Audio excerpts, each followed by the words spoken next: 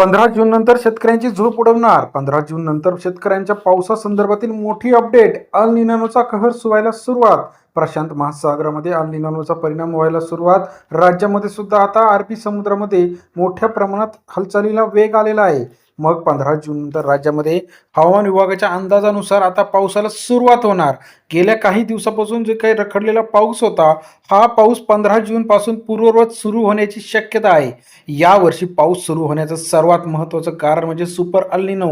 Super अल निनोमुळे काय झालं आहे, वातावरणामध्ये बदल झाले आहे. त्याच्यामुळे राज्यामध्ये पाऊस मोठ्या प्रमाणात पुढे लावलेला आहे. वाऱ्यांची दिशा बदललेली आहे. या सर्व घटकांचा परिणाम राज्यातील शेतकऱ्यांवरती झालेला आहे.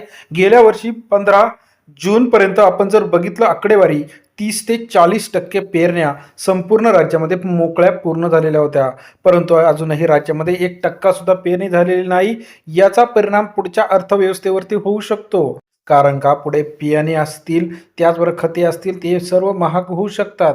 कारण का, आता बघितलं आपण तर राज्यात पुन्हा एकदा अन्नधान्याचा तुटवडा सुद्धा येऊ शकतो. एकीकडे आर्थिक मंदीचं सावट आहे, युद्धजन्य परिस्थिती आहे, खत औषधं महाग झाली आहे, पाऊसही नसल्यामुळे शेतकरी हवालदिल झाले आहे. परंतु आता या सगळ्यात राहत मिळून 15 जूनपासून पाऊस होण्याची शक्यता IMD इंडिया आणि हवामान विभागाने वर्तवलेली आहे. अमेरिकन वेधशाळेने सुद्धा अल निनोचा परिणाम राज्यामध्ये होणार आहे असं जाहीर केलेलं आहे. त्याचप्रमाणे आपले IMD असेल, त्याचप्रमाणे हवामान विभाग असेल, या सर्वांचे अंदाज आता थोडेसे खरे झालेले आहे. 15 तारखेपर्यंत आता पाऊस न होण्याची शक्यता होती, परंतु आता 15 तारखेनंतर पाऊस होणार का, हे आता बघणं गरजेचं आहे. गेल्या काही दिवसाच्या तुलनेमध्ये आता पुढचे 2 ते 3 दिवस महत्त्वाचे आहे. कारण या दिवसात जर पाऊस झाला तरच पाऊस येऊ शकतो, नाहीतर परत 20 जूनची वाट शेतकऱ्यांना पाहायला मिळणार आहे. राज्यातील हवामानाचा जो काय अपडेट आहे, मुंबईमध्ये पाऊस होणार आता 2 ते 3 दिवसात. राज्यामध्ये सुद्धा पावसाळा येणार असा हवामान विभागाचा अंदाज आहे. आपल्याला याविषयीचं मत काय वाटतं? पाऊस कितपत झालेला आहे? आपल्या परिसरात पाऊस झाला आहे का? काही ठिकाणी राज्यामध्ये अवकाळी पाऊस झालेला आहे, परंतु अजूनही काही ठिकाणी पाऊस न झाल्यामुळे शेतकरी वर्ग हवालदिल आहे.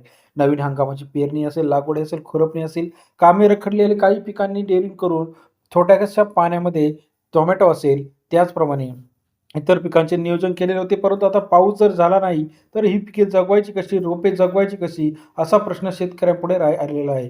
शेतकरी वर्ग अडचणीत आलेला आहे. सरकारने योग्य ती दखल घेऊन राज्याचे महसूल मंत्री, त्याचप्रमाणे कृषी मंत्री आणि राज्याचे मुख्यमंत्री यांनी सुद्धा जाहीर केलेलं आहे की हवामान विभागाच्या आकडेवारीनुसारच आपण पेरण्या करणं गरजेचं आहे, नाही तर आपलं पीक आता वाया जाण्याची शक्यता आहे. 15 जूनपासून पाऊस येणार ही सकारात्मक बातमी सर्व शेतकऱ्यांसाठी आहे. आपल्याला ही अपडेट कशी वाटली?